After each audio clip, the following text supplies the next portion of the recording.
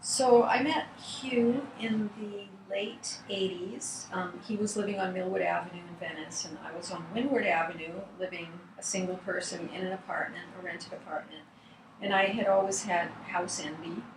And fortunately, Hugh owned his house. He had for many years in Venice. And it was great to get to move in. And I've been watching the neighborhood change for the last 20 years. And I've been watching what happened with real estate in Venice for the last 20 years. And that's been pretty interesting. Hugh is a interior designer and actually builds custom furniture and houses. And yet his house was one of the original. It was a 1924 beach bungalow, and honestly, he hadn't done anything to it. So once I moved in, that started to change, but it was still, and still is, a very small 650 square foot house with, it originally didn't have any electricity or insulation or heat or anything. It was just basically a beach cottage. But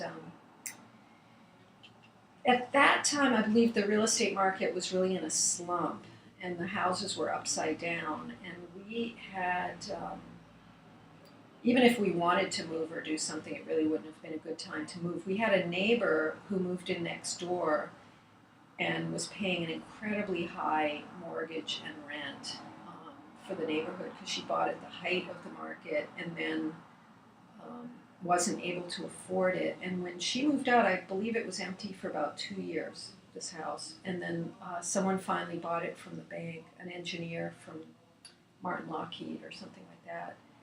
And then eventually the neighborhood started really changing, and real estate started rapidly climbing in value. We would always get real estate agents knocking on our door because we had one of the older houses, saying they'd always say their mother needed a place to live, and this looked like it could be a good place. Did we want to sell? Which became very annoying after a while.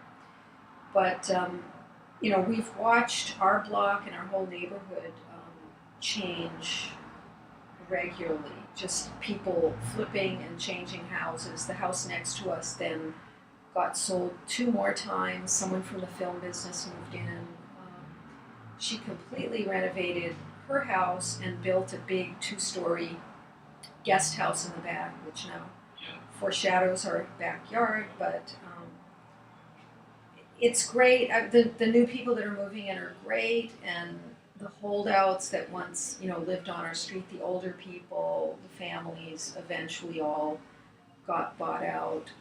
Those houses have all, for the most part, on our block, on both sides, been renovated. Hugh actually, being in the neighborhood and being someone who does kitchens and furniture and cabinets, has done a lot of the renovation. We had,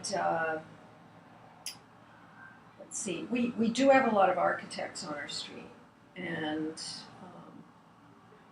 so some of the houses that were very small and funky are now quite large structures.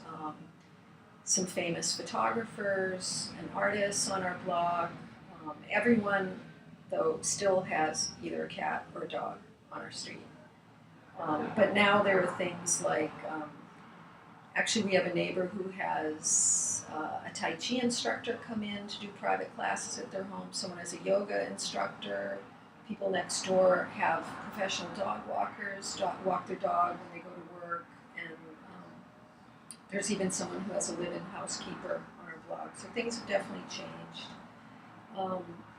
There used to be a woman who lived on the street. She was homeless, named Mary, who apparently had been in a fire and just had sort of lost her mind. And she used to live on the corner out by Staples at Lincoln, and that she eventually disappeared. There was another woman that lived there for about 2 years, same area, had all her belongings in a cart, would come around and collect clothing from all the neighbors, used clothing. And there was actually one time where there was a big art studio a couple of doors up from us that got rented out for photo shoots a lot. And there was a big, very high-end fashion shoot there. And people were coming in and out. There were caterers, there were people carrying, Perrier bottles, and obviously very, well-heeled people coming in and out. And the woman, I can't remember her name, I think it was Doris, the homeless woman, had parked her shopping cart for some reason on the sidewalk right near that house, and she was sleeping in it. And I remember I parked and came home and saw her asleep in the cart with her bare feet sticking out the back of it, and then all these people coming in and out of this very fancy fashion photo shoot. And it was quite a statement. That I don't see anymore. Really, we don't. Those resident homeless people that used to be, a permanent fixture on a block, I don't see anymore. Great people have been moving in. It's definitely gentrified. We have one of the only sort of original houses unremodeled.